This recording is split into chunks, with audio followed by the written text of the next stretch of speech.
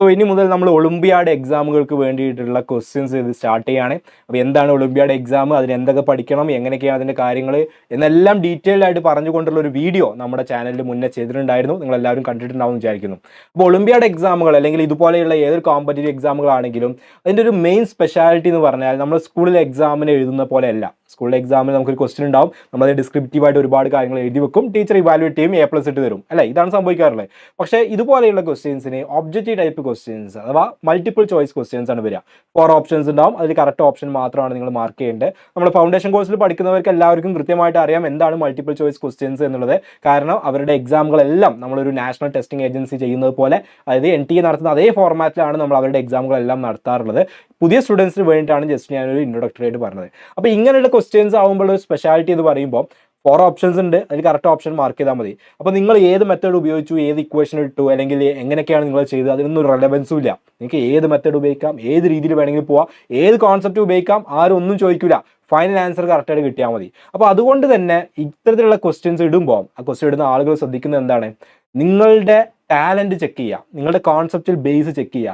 എങ്ങനെയൊക്കെ ട്വിസ്റ്റ് ചെയ്താലും നിങ്ങൾക്ക് കറക്റ്റ് ആൻസറിലോട്ട് എത്താൻ പറ്റുന്നുണ്ടോ എന്നുള്ളതാണ് അവർ ചെക്ക് ചെയ്യാൻ പോകുന്നത്. അപ്പോൾ അതുകൊണ്ട് തന്നെ ഇത്തരത്തിലുള്ള ക്വസ്റ്റ്യൻസ് സോൾവ് ചെയ്യാൻ നമുക്കൊരു പ്രത്യേക ട്രെയിനിങ് വേണം, അല്ലാതെ വെറുതെ പോയിട്ട് ഒരു ദിവസം പോയി എഴുതുകയല്ല. അപ്പോൾ അത്തരത്തിലുള്ള കാര്യങ്ങൾ നമ്മൾ എന്ത് ചെയ്യും, നമ്മുടെ യൂട്യൂബിലെ ക്ലാസ്സുകളിലൂടെ നിങ്ങൾക്ക് കിട്ടും. അപ്പോൾ ഇനി എല്ലാ വീഡിയോസും നിങ്ങൾ കൃത്യമായിട്ട് തന്നെ ഫോളോ ചെയ്യുക, അതിൽ ഒന്നുപോലും വിട്ടുപോകരുത്. എല്ലാ കാര്യങ്ങളും കൃത്യമായിട്ട് എല്ലാ സബ്ജക്റ്റുകളുടെയും അതാത് ഓരോ സബ്ജക്റ്റുമായി ബന്ധപ്പെട്ട ക്വസ്റ്റ്യൻസും ടിപ്സും ട്രിക്സ് ഒക്കെ വരുന്നതാണ്. അപ്പോൾ നിങ്ങൾ കൃത്യമായിട്ട് എന്ത് ചെയ്യണം, ഫോളോ ചെയ്യണം. നിങ്ങളുടെ ഫ്രണ്ട്സിലോട്ടും കൂടെ, നിങ്ങളുടെ സ്കൂളിലുള്ള ഫ്രണ്ട്സ്, നിങ്ങളുടെ ടീച്ചേഴ്സ്, അവരിലോട്ടൊക്കെ എന്ത് ചെയ്യുക, ഇത് എത്തിച്ചു കൊടുക്കുക. മാക്സിമം ആളുകൾ ഇതുപോലത്തെ എക്സാമുകളിൽ പാർട്ടിസിപ്പേറ്റ് ചെയ്യുക. ഓക്കെ, ഇനി മറ്റൊരു കാര്യം പറയാനുള്ളത്, ഞാൻ നേരത്തെ പറഞ്ഞ പോലെ തന്നെ ഇത് മൾട്ടിപ്പിൾ ചോയ്സ് ക്വസ്റ്റ്യൻ ആയതുകൊണ്ട് തന്നെ നിങ്ങളുടെ ടാലൻറ്റ് ചെക്ക് ചെയ്യാനാണ് ഈ എക്സാമുകളൊക്കെ നടത്തുന്നത്. അപ്പോൾ ഇതിലുള്ള ഒരു ക്വസ്റ്റ്യൻ നമ്മൾ സ്കൂളിലെ ഒരു എക്സാമിൻ്റെ പോലെ ആയിരിക്കില്ല ഇതിലുള്ളൊരു ക്വസ്റ്റ്യൻ. അത് നമ്മൾ പഠിച്ച തിയറി, അതേ തിയറിയെ റിവേഴ്സ് ചെയ്ത് ചോദിക്കുന്നു, അതേ തിയറി നമ്മൾ എഴുതി വെക്കുന്നു, അങ്ങനെ ആയിരിക്കില്ല. നിങ്ങൾ പഠിച്ച കാര്യങ്ങളെ ബേസ് ചെയ്തുകൊണ്ട് പക്ഷേ കുറച്ചൊരു അഡ്വാൻസ് ലെവലിലായിരിക്കും ഈ ക്വസ്റ്റ്യൻസ് വരിക. അപ്പോൾ നമ്മൾ ഓരോ ക്വസ്റ്റ്യൻ ചെയ്യുമ്പോഴും ചിലപ്പോൾ സ്റ്റാർട്ടിങ്ങിലൊക്കെ നിങ്ങൾ ആദ്യമായിട്ട് കാണുന്ന ടൈപ്പ് ക്വസ്റ്റ്യൻസ് ആയിരിക്കും. അതായത് ഇതുപോലത്തെ ഒരു ക്വസ്റ്റ്യൻസ് നിങ്ങൾ മുന്നേ എവിടെയും കണ്ടിട്ടുണ്ടാവില്ല, ആദ്യമായിട്ടായിരിക്കും ഇത് കാണുന്നത്, ഇതുപോലത്തെ സൊല്യൂഷൻ കാണുന്നതൊക്കെ.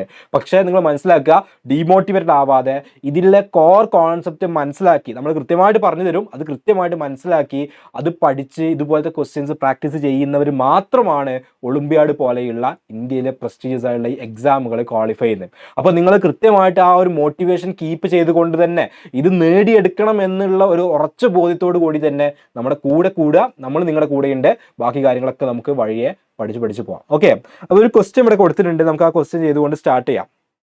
ക്വസ്റ്റ്യൻ പറയുന്നത്, total of the ages of Jiya, Kunal and Sagar is 93 years. 10 years ago, the ratio of their ages was 2:3:4. What is the present age of Sagar? പേരുകളെ കുറച്ചും കൂടി നോർത്ത് ഇന്ത്യൻ നെയിംസ് ആണ്, കാരണം എസ്പെഷ്യലി ഒളിമ്പിയാഡ് എക്സാമുകളിലൊക്കെ കൂടുതൽ നോർത്ത് ഇന്ത്യൻസ് ഒക്കെ participate ചെയ്യുന്നതുകൊണ്ടായിരിക്കാം may be, എനിക്കറിയില്ല. Okay, അപ്പോൾ 3 പേരുണ്ട്, Jiya, Kunal and Sagar. Okay, ഇവർ 3 ആളുകളുടെയും ഏജിൻ്റെ സമ്മ് 93 ആണെന്ന് പറഞ്ഞിട്ടുണ്ട്. ഓക്കെ, ഇനി എന്താ പറഞ്ഞത്, 10 years ago the ratio of their ages was 2:3:4. What is the percentage of Sagar? ഇതാണ് ക്വസ്റ്റ്യൻ വന്നിട്ടുള്ളത്. റേഷ്യോ വരുമ്പോൾ എങ്ങനെയാണ് ആൻസർ ചെയ്യുക? റേഷ്യോ എന്ന് പറയുന്ന ഒരു ടോപ്പിക് ആക്ച്വലി നമ്മുടെ ബേസിക് മാത്ത് കോഴ്സിലെ ടോപ്പിക്കായിരുന്നു. ബേസിക് മാത്ത് കോഴ്സ് നിങ്ങൾ എല്ലാവരും കണ്ടിട്ടുണ്ടാവും വിചാരിക്കുന്നു. അതുകൊണ്ട് തന്നെ എന്താണ് റേഷ്യോ എന്നോ, റേഷ്യോ വരുമ്പോൾ എങ്ങനെ സോൾവ് ചെയ്യണം എന്നുള്ള കാര്യങ്ങളൊന്നും ഒളിമ്പിയാഡ് ക്ലാസ്സുകളിൽ ഞാൻ പറയില്ല. കാരണം ഓൾറെഡി ഞാൻ അവിടെ പഠിപ്പിച്ച് തന്നിട്ടുണ്ട്. വളരെ ഡീറ്റെയിൽ ആയിട്ട് ടൈം എടുത്ത് ഒരുപാട് ക്വസ്റ്റ്യൻസ് ചെയ്ത് അതിൻ്റെ ഡിഫറൻറ്റ് വെറൈറ്റി നമ്മൾ എന്ത് ചെയ്തിട്ടുണ്ട്, അവിടെ ചെയ്ത് പഠിച്ചിട്ടുള്ളവരാണ്. ഇപ്പോൾ എന്നെ കേട്ടുകൊണ്ടിരിക്കുന്നവരിൽ മെജോറിറ്റി ആളുകളും നമ്മുടെ ബേസിക് മാത്ത് കോഴ്സ് കണ്ടവരായിരിക്കും. ഇനി ആരെങ്കിലും കാണാത്തവരുണ്ട്, പുതിയ സ്റ്റുഡൻസ് ഉണ്ട് എങ്കിൽ ബേസിക് മാത്ത് കോഴ്സിൽ നമ്മൾ ഇതുപോലത്തെ ഫണ്ടമെൻ്റൽ കാര്യങ്ങൾ എല്ലാം കവർ ചെയ്തിട്ടുണ്ട്. അപ്പോൾ നിങ്ങൾക്ക് ആ ഒരു കോഴ്സ് കാണുകയാണെങ്കിൽ അതിലുള്ള ഇതുപോലത്തെ എല്ലാ കാര്യങ്ങളും ക്ലിയർ ആക്കാൻ പറ്റും. നിങ്ങൾക്ക് ഡിസ്ക്രിപ്ഷനിൽ നമ്മുടെ ടീമിൻ്റെ നമ്പറും കാര്യങ്ങളൊക്കെ കാണാൻ പറ്റും. കോൺടാക്ട് ചെയ്യുകയാണെങ്കിൽ അവർ ഡീറ്റെയിൽസ് പറഞ്ഞുതരും. ഓക്കെ, നമ്മുടെ ആപ്പിൽ കോഴ്സ് ഉണ്ട്. അപ്പോൾ ഇവിടെ ഇപ്പോഴത്തെ അവർ 3 പേരുടെയും ഏജിൻ്റെ സമ്മാണ് 93 എന്ന് പറഞ്ഞത് ഇപ്പോഴത്തെ. പക്ഷേ ഈ റേഷ്യോ തന്നിട്ടുള്ള എപ്പോഴാണ്, 10 years ago ആണ്. അപ്പം 10 വർഷം മുന്നേ 10 years ago ഇവരുടെ ഏജ് എത്രയായിരിക്കും, ഏജിൻ്റെ സമ്മ് ഇപ്പോൾ 93 ആണെങ്കിൽ 10 years മുന്നേ ഓരോരുത്തരുടെയും ഏജ് 10 കുറവായിരിക്കും, അല്ലേ? ഒരാളുടെ ഏജ് ഇപ്പോൾ 20 ആണെങ്കിൽ അയാളുടെ ഏജ് 10 years മുമ്പ് എത്രയായിരിക്കും, 20 - 10 10 ആയിരിക്കും. അപ്പോൾ ഓരോരുത്തരുടെ ഏജ് 10 കുറയും. അപ്പോൾ 3 പേരുണ്ട്, ആദ്യത്തെ ആൾ 10 കുറയും, അടുത്ത 10 കുറയും, അടുത്ത 10 കുറയും. സോ ടോട്ടൽ 30 എന്ത് ചെയ്യും, ആ സമ്മിൽ നിന്ന് കുറയും. അപ്പോൾ 93 - 30 അഥവാ 63 ആയിരിക്കും 10 years മുന്നേ ഇവർ 3 പേരുടെയും ഏജിൻ്റെ സം എന്ന് പറഞ്ഞാൽ. ക്ലിയർ ആണല്ലോ? ഇപ്പോൾ അവരുടെ ഏജിൻ്റെ സമ്മ് 93 ആണ്. 10 years മുന്നേ അവരുടെ 3 പേരുടെയും ഏജിൻ്റെ സമ്മ് കാണണമെങ്കിൽ 93 നിന്ന് 30 ആണ് സബ്ട്രാക്ട് ചെയ്യേണ്ടത്, 10 അല്ല. കാരണം എന്താ, അവിടെ 3 പേരുണ്ട്, 3 പേരുടെയും 10 കുറയും, അപ്പോൾ 30 ആണ് സബ്ട്രാക്ട് ചെയ്യേണ്ടത്. ഇനി അപ്പോഴത്തെ അവരുടെ റേഷ്യോ, ഞാൻ ജിയ, കുണാൽ ആൻഡ് സാഗർ, ഓക്കെ, ഇവർ തമ്മിലുള്ള റേഷ്യോ എത്രയാണ്? 2:3:4 ആണ്. ഇങ്ങനെ ക്വസ്റ്റ്യൻ കിട്ടുവാണെങ്കിൽ നമ്മൾ എന്താ സാധാരണ ചെയ്യാറുള്ളത്? 2നെ 2x ആക്കും, 3യെ 3x ആക്കും, ആൻഡ് 4നെ 4x ആക്കും. ഞാൻ ബേസിക് മാത്ത് കോഴ്സിൽ കൃത്യമായിട്ട് പറഞ്ഞിട്ടുണ്ട് എന്തിനാണ് ഇങ്ങനെ ആക്കുന്നത്, എന്താണ് എക്സ്, എന്തിനുകൊണ്ടാണ് മൾട്ടിപ്ലൈ ചെയ്യുന്നത്, എന്താണ് റേഷ്യോയിൽ വരുന്ന ചേഞ്ചസ്, കൃത്യമായിട്ട് നമ്മൾ പറഞ്ഞിട്ടുള്ളതാണ്. അപ്പോൾ ഇവർ 3 പേരുടെ ഏജ് ആഡ് ചെയ്തിട്ടുണ്ടെങ്കിൽ ആ സമയത്ത് ഏജ് എത്രയാണ്? 63 കിട്ടണം അല്ലേ? അപ്പോൾ 2x 3x 5x 4x 9x, ഇത് നമ്മൾ ബേസിക് മാത്തിൽ ആൾജിബ്ര പാർട്ടിൽ ഡിസ്കസ് ചെയ്ത കാര്യമാണ്. എക്സ് വരുന്ന ടേംസ് നമ്മൾ ആഡ് ചെയ്യുക, സബ്ട്രാക്ട് ചെയ്യുക, മൾട്ടിപ്ലൈ ചെയ്യുക, ഡിവൈഡ് ചെയ്യുക, എല്ലാ കോഴ്സിലുണ്ട്. ബേസിക് മാത്ത് കോഴ്സിൽ ഫുൾ A to Z കാര്യങ്ങൾ നമ്മൾ പഠിച്ചിട്ടുണ്ട്. അപ്പോൾ 2x 3x 4x ആഡ് ചെയ്താൽ 9x ആണ്. 9x is equal to 63 കിട്ടും. Therefore x is equal to 9 നമ്മൾ റൈറ്റിലോട്ട് കൊണ്ടുപോവുകയാണെങ്കിൽ 63/9 എന്ന് വരും. 63/9, കാരണം അവിടെ 9 into x ആണ്. 63/9 എന്ന് പറയണമെങ്കിൽ 7 ആണ്. Therefore എക്സിന്റെ വാല്യൂ എത്രയാണ്? 7. എക്സിന്റെ വാല്യൂ 7.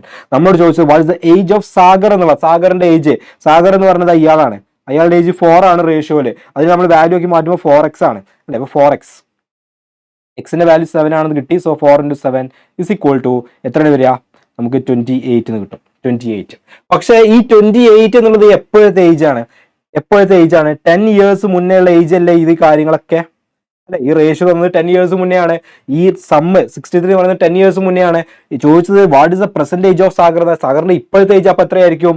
10 വർഷം മുന്നേ, 10 years മുമ്പ് 28 ആണെങ്കിൽ ഇപ്പോഴത്തെ ഏജ് 28 + 10 ദാറ്റ്സ് ഈക്വൽ ടു 38 ആയിരിക്കും. സോ ഓപ്ഷൻ ഡി ആയിരിക്കും ആൻസർ വരിക. ക്ലിയർ അല്ലേ? അപ്പോൾ ഇതിൽ നിങ്ങൾ ശ്രദ്ധിക്കേണ്ട ഒരു കാര്യം എന്ന് ചോദിച്ചാൽ, ഇതെന്തോ ഭാഗ്യത്തിന് ഇതിൽ ഓപ്ഷൻസിൽ 28 ഇല്ല. ചിലപ്പോൾ നിങ്ങൾ ഒന്നുകൂടി കൺഫ്യൂസ് ചെയ്യാൻ ഓപ്ഷനിൽ ഒരു ഓപ്ഷൻ എന്ത് ചെയ്യും, നിങ്ങൾക്ക് ഇത് 28 തരും. 28 തരുമ്പോൾ സ്വാഭാവികമായിട്ടും ഈ ഒരു ആൻസറിലോട്ട് എത്തിക്കഴിഞ്ഞാൽ അവിടെ നമ്മൾ ഓപ്ഷൻ നോക്കുമ്പോൾ 28 കാണും, അപ്പോഴത്തേക്കും നമ്മളത് ബബിൾ ചെയ്ത് മാറ്റും. പക്ഷേ അവിടെ എന്താണ്, പ്രസന്റ് ഏജ് ആണ് ചോദിച്ചത്. പ്രസന്റ് ഏജ് ആകുമ്പോൾ അതിലോട്ട് 10 കൂടെ ആഡ് ചെയ്യണം എന്നുള്ളത് പല സ്റ്റുഡൻസും ആ ഒരു എക്സാമിന്റെ ഹറിബറിയിൽ മറന്നു പോകും. എന്നിട്ട് 38 എന്നുള്ള ആൻസറിലോട്ട് എത്തൂല, 28 ആൻസർ കൊടുത്തു പോകും. പക്ഷേ ശ്രദ്ധിക്കണം, 38 എന്ന് പറയുന്ന ആൻസറിലോട്ട് എത്തണം, ഒരു 10 കൂടെ അവിടെ ആഡ് ചെയ്യാനുണ്ട്. അപ്പോൾ ഇവിടെ റേഷ്യോന്റെ ബേസിക് കോൺസെപ്റ്റ് മാത്രം അറിഞ്ഞാൽ മതി, വേറെ ഒന്നും അറിയണ്ട. നിങ്ങൾ ആലോചിക്കുക, ഇതിൽ എന്താണ് എക്സ്ട്രാ ചെയ്തത്? നമ്മുടെ ബേസിക് മാത്ത് കോഴ്സ് കണ്ട ആളുകൾ ഉണ്ടാവുമല്ലോ ഇവിടെ അല്ലെ? നിങ്ങൾ 7th 8th റേഷ്യോ പഠിക്കുന്നുണ്ട്, അതൊക്കെ ഓക്കെ. അതൊന്നും നിങ്ങൾ മര്യാദ പഠിച്ചിട്ടില്ലെങ്കിലും ബേസിക് മാത്ത് കോഴ്സിൽ നമ്മൾ റേഷ്യോ പഠിപ്പിച്ചിട്ടുണ്ടല്ലോ. അവിടെ പഠിപ്പിച്ചതിൽ പുറമെ വേറെ എന്തെങ്കിലും എക്സ്ട്രാ ഇവിടെ ചെയ്യാനുണ്ടോ? ഒന്നുമില്ല. ഒരു വാല്യൂ ഉണ്ട്, അതിന് 3 പാർട്സ് ആക്കിയിട്ട് 3 റേഷ്യോ തന്നിട്ടുണ്ട്. ആ റേഷ്യോയിൽ നിന്ന് ഒരു വാല്യൂവിന് കറസ്പോണ്ടിങ് ആയിട്ടുള്ള വാല്യൂ ആക്കി മാറ്റുക എന്നുള്ള ഒരു പണി മാത്രം ബേസിക് മാത്തിൽ പഠിച്ചിട്ടുള്ള സിമ്പിൾ കാര്യം. പക്ഷേ അതിനെ കുറച്ച് ഡിഫറെന്റ് പെർസ്പെക്റ്റീവിലാണ് ക്വസ്റ്റ്യൻ ചോദിച്ചത് എന്നുള്ളതാണ് അല്ലെ? കുറച്ചും കൂടി ഡിഫറെന്റ് ആയിട്ട് ചോദിച്ചു. ഇവര് ഇപ്പോഴത്തെ ഒരു സ്റ്റേജിന്റെ സമ്മൊക്കെ തന്നെ 10 years മുമ്പുള്ള കേസിലോട്ട് മാറ്റി ചോദിച്ചു എന്നുള്ള ഡിഫറൻസ്. അപ്പൊ നിങ്ങൾ നോക്കിയേ, നമ്മൾ പഠിച്ച കോൺസെപ്റ്റ് അല്ലേ? സിമ്പിൾ ആയിട്ടുള്ള കാര്യം മാത്രമേ ഇവിടെ അറിയേണ്ടതുള്ളൂ. പക്ഷെ ഇവിടെ അഡീഷണൽ ആയിട്ട് നിങ്ങൾക്ക് എന്തിനുള്ള എക്സ്പെർട്ടീസും കൂടി വേണം. ഇത്തരത്തില് ഒരേ കോൺസെപ്റ്റിനെ പഠിച്ചിട്ടുള്ള സിമ്പിൾ കാര്യത്തിനെ ട്വിസ്റ്റ് ചെയ്ത് ചോദിക്കുകയാണെങ്കിൽ ആൻസർ ചെയ്യാനുള്ള സ്കില്ലും കൂടെ നിങ്ങൾക്ക് ഉണ്ട് എങ്കിൽ സിമ്പിൾ ആയിട്ട് നിങ്ങൾക്ക് ഇതിന് ആൻസർ കാണാവുന്നേ ഉള്ളൂ. അപ്പൊ നമ്മുടെ ഒളിമ്പ്യാഡ് സീരീസിൽ നമ്മൾ ഇങ്ങനെയുള്ള ക്വസ്റ്റ്യൻസ് എടുക്കും. ആ ക്വസ്റ്റ്യനെ എങ്ങനെ നിങ്ങൾക്ക് അതിന്റെ ഒരു സംഭവം ഉണ്ടാവുമല്ലോ, അതിനെ ട്രാക്ക് ചെയ്യാനുള്ള ഒരു ഐഡിയ, ഒരു ലോജിക്ക്, ആ ലോജിക്ക് എങ്ങനെയാണ് അപ്ലൈ ചെയ്യേണ്ടത്, ഇതാണ് നമ്മൾ പറയാം. അപ്പോൾ ഇത് ഒരു ക്വസ്റ്റ്യൻ കൊണ്ടോ 2 ക്വസ്റ്റ്യൻ കൊണ്ടോ ഒന്നും പഠിക്കാൻ പറ്റുന്ന കാര്യമല്ല. ഇത് നമ്മൾ ഒരുപാട് ക്വസ്റ്റ്യൻസ് പ്രാക്ടീസ് ചെയ്ത് നമ്മൾ ഒരുപാട് കാര്യങ്ങൾ ഇങ്ങനെ ചെയ്ത് മുന്നോട്ട് പോകുമ്പോൾ നമുക്ക് ഓട്ടോമാറ്റിക്കലി നമുക്ക് ഡെവലപ്പ് ചെയ്ത് വരേണ്ട സ്കില്ലാണ്. അതുകൊണ്ടാണ് സ്റ്റാർട്ടിങ്ങിൽ പറഞ്ഞത്, ഒന്നാമത്തെ ക്വസ്റ്റ്യൻ കണ്ട് ഡിമോട്ടിവേറ്റ് ചെയ്ത് പോകുന്നവർക്കുള്ളതല്ല ഇങ്ങനെയുള്ള ഒരു എക്സാമും. ഇത് കൺസിസ്റ്റന്റ് ആയിക്കൊണ്ട് മോട്ടിവേഷൻ കീപ്പ് ചെയ്തുകൊണ്ട് നമ്മുടെ കൂടെ നമ്മൾ പറയുന്നത് വിശ്വസിച്ചുകൊണ്ട് കൂടെ വരുന്നവർക്ക് വേണ്ടിയിട്ടുള്ളതാണ് ഒളിമ്പ്യാഡ് എന്നല്ല ഏതൊരു കോമ്പറ്റീവ് എക്സാം. ഓക്കെ, അപ്പോൾ ഇതുപോലത്തെ കൂടുതൽ ക്വസ്റ്റ്യൻസ് ഒക്കെ ആയിട്ട് നമ്മൾ ഇനിയും വീഡിയോസിൽ വരും. അപ്പോൾ നിങ്ങൾ കൃത്യമായിട്ട് അത് ഫോളോ ചെയ്യുക. നിങ്ങൾക്ക് ഇതുപോലത്തെ അറിയാൻ ഇഷ്ടമുള്ള അല്ലെങ്കിൽ ഇനിയും അറിയാനോ അല്ലെങ്കിൽ കോംപ്ലിക്കേറ്റഡ് ആണെന്ന് തോന്നുന്ന ടോപ്പിക്കുകളൊക്കെ കമന്റ് ബോക്സിൽ പറയുകയാണെങ്കിൽ ആ ടോപ്പിക്കുകൾ ഞങ്ങൾ ഇനിയുള്ള വീഡിയോസിൽ ഇൻക്ലൂഡ് ചെയ്യാൻ ട്രൈ ചെയ്യുന്നതാണ്. അപ്പോൾ അത് നിങ്ങൾ കമന്റ് ബോക്സിൽ പറയാം. മാത്രമല്ല നിങ്ങളുടെ ഫ്രണ്ട്സിന്, നിങ്ങളുടെ സ്കൂളിലെ ഫ്രണ്ട്സ് അല്ലെങ്കിൽ നിങ്ങളുടെ ബാക്കിയുള്ള കസിൻസ്, ഇവർക്കൊക്കെ എന്ത് ചെയ്ത് നോക്കുക, ഇപ്പൊ തന്നെ കൃത്യമായിട്ട് ഈ ഒരു ഇൻഫർമേഷൻ എത്തിച്ചു കൊടുക്കുക. അവരും കൂടി നമ്മുടെ ഈ ഒരു ടീമിലോട്ട് കൊണ്ടുവരിക. ഓക്കെ, ബാക്കി നമുക്ക് അടുത്തൊരു വീഡിയോയിൽ കാണാം. Thank you.